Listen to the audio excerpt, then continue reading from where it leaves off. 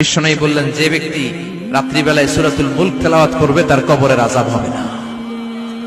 ইন্না হাযিহি সূরাতুন আযীমা মানিআতুন মিন আযাবিল কবর। এই সূরাটা এমন সূরা, সাধারণ কোন সূরা না।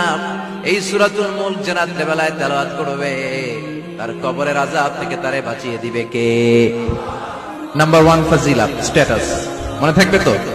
2 নাম্বার স্ট্যাটাস, শাফাআত লি সাহিবিহা। এই সূরাটা, এই সূরার তেলাওয়াতকারীর জন্য কিয়ামতের দিন সুপারিশ করবে।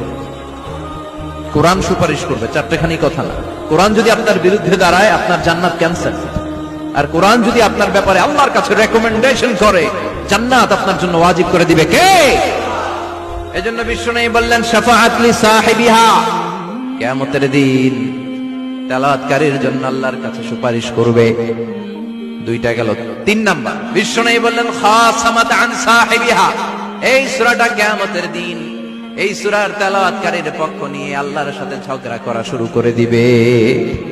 আল্লাহর সাথে ডিবেট করবে, ঝগড়া করবে, যতক্ষণ না হাত্তা আদখালাহুল্লাহুল জান্নাহ। হাদিসের টেক্সট হচ্ছে যে যতক্ষণ না আল্লাহ তাআলা তাকে জান্নাতে না ঢুকায় ততক্ষণ ওই সূরার তেলাওয়াতকারীর পক্ষ নিয়ে আল্লাহর সাথে বিতর্ক, ঝগড়া, তর্ক চলতেই থাকবে। সুবহানাল্লাহ। আর আস্তে বলেন। আবার বিশ্বনবী বললেন, মান ক্বারা বিহা ফি লাইলাত